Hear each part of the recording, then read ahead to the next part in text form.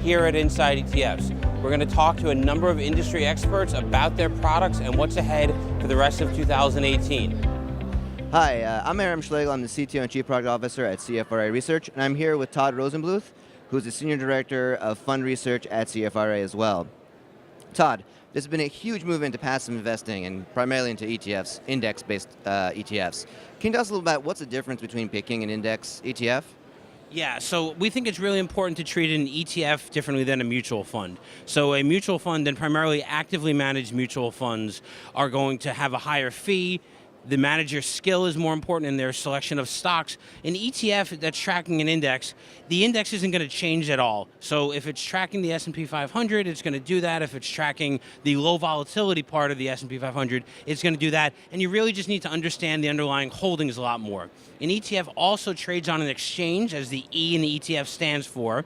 And so you can do analysis from a technical perspective, you can look at the liquidity of the ETF, you can look at the trading costs of an ETF. All those things would be irrelevant for a mutual fund, which is why we at CFRA treat ETFs like an ETF, and we treat mutual funds separately in a different rating system. Got it, that makes sense. So we're here at Inside ETF, and one of the big themes is beta, and trying to track anything around beta funds and such. Can you tell us a little bit about what does that actually mean, and how do investors use that to generate outsized returns? Yeah, so beta is typically the marketplace and tracking the market, but something known as smart beta, which is to try to outperform the market or to deliver different returns, whether it's to outperform from a greater return or to reduce the risk and reduce the low volatility within a portfolio. So SPLV, the PowerShares Low Volatility ETF, it probably is not going to outperform the S&P 500 itself that often. It's taking on less risk, and that's what you should want. Whereas a momentum ETF, something like MTUM from iShares, is intended to have greater risk, but also greater reward that's there. It's going to let the winners run a little bit, have more exposure to some of those Facebook and Amazon and Netflix kind of growth-oriented stocks. So you really have to understand the differences and the nuances of what it's trying to accomplish versus a traditional low-cost S&P 500 index-based product. Right, devil's in the details, right? You got to know what you're getting yourself into. Along the same lines, we're hearing a lot about thematic-based research. Can you tell us what that is, how are people using it, and how are the ETFs being constructed to address thematic-based investing? Yeah, so there's a number of themes that have been popular this year. So we've seen popularity in robo-investing, robotics investing, ROBO and BOTZ are examples of that have been popular. We've seen ETFs that are popular based on certain themes, whether it's tied to millennials, and what you really want to do there is just aggregate all the assets that are tied to it. We actually just saw products launch in early 2018 tied to what is basically blockchain, even though they can't use blockchain in the name. And these are a number of securities that have connections to that theme. But as you said, the devil is really in the details. These products that are peers of one another are going to be constructed quite differently, and the performance is going to be different, and you really need to understand the holdings inside that portfolio. Right, absolutely. And so we're also hearing a lot of, there's so much growth in the ETF space. New ETFs are being constructed all the time. When do you feel is a good time where you have enough data to really assess the performance of an ETF? How does CFRA do look at that? Yeah, so we typically start rating an ETF around 2 or 3 months of its history. Okay. So we're less reliant on the track record and more reliant on the underlying holdings and what the expenses and other costs related are. And so that information you can know relatively early into an ETF's life cycle. We cover about 400 ETFs that are less than 3 years old. We don't think you need a 3-year track record to assess an ETF the way that we look at mutual funds, where we want an ETF to have enough history to be able to see how that active manager has outperformed. ETFs are tracking a benchmark. You can know what's inside it relatively early, and you can do due diligence on it. And there's a number of ETFs that have gathered assets relatively quickly, despite having less than 3 years of history. A number of products that are $500 million or $1 billion in size. So lots of great new ETFs that have come to market in the last 3 years that we at CFRA are covering. Excellent. So you mentioned 3 years. Is there anything special about the 3-year mark that would make it have enough data to really have that ranking or that assessment? So not to us. So others in the industry are rating ETFs with a backward-looking methodology that then is using a 3-year track record the way that they may look at a mutual fund and its 3-year track record. To us, we're looking forward, and what's more important is what's going to happen in 2018, not what happened in 2015, 16, or 17. You would drive a car using the front windshield, not looking through the rearview mirror only. That would be quite dangerous, we think, for advisors to only look at that metric. metric. Yeah, that completely makes sense. Why look in the past, look into the future, right?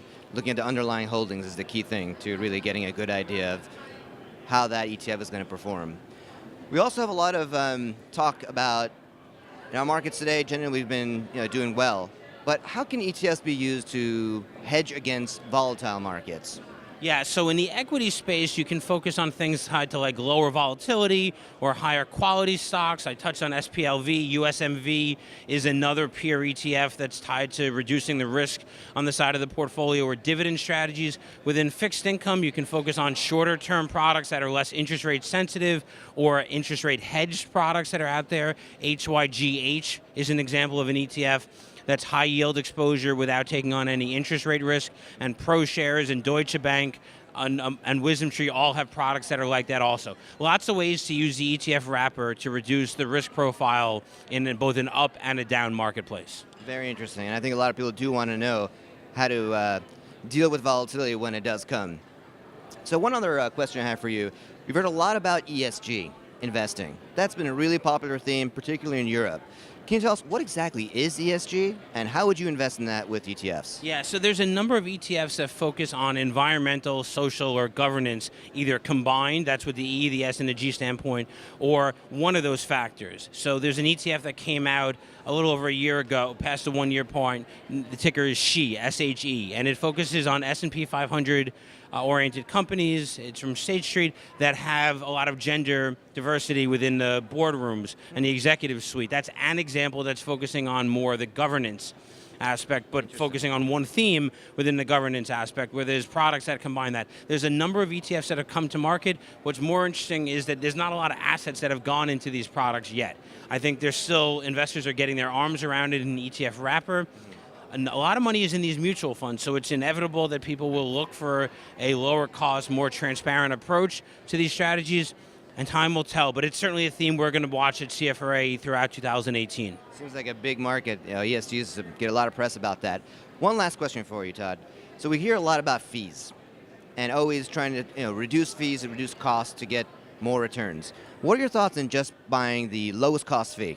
Lowest cost fee ETF, rather. So we think that if the index is the same, then you should buy the cheapest product that's out there. So SPY, which is the S&P 500 State Street product, is more expensive than Vanguard's VOO or IVV, which comes from iShares. But there's a number of products that have come to market or that are out there that sound like they're the same thing. The fees are about the same in cost, but the performance gap is different. So we've been talking about emerging markets, and iShares IEMG and Vanguard's VWO track different indices. They cost the same fee, but yet in 2017 there was a 600 basis point differential in the performance. It really came down to the underlying holdings and what was inside that portfolio, and there's a number of examples we could highlight on MarketScope Advisor and on our website at CFRAresearch.com that shows it really is important to focus on what is inside the portfolio, not how much does that portfolio cost. Great, that's some really helpful information. So we're here at Inside ETF. We're going to do some more interviews. We'll catch you a little bit later. Thanks, Eram.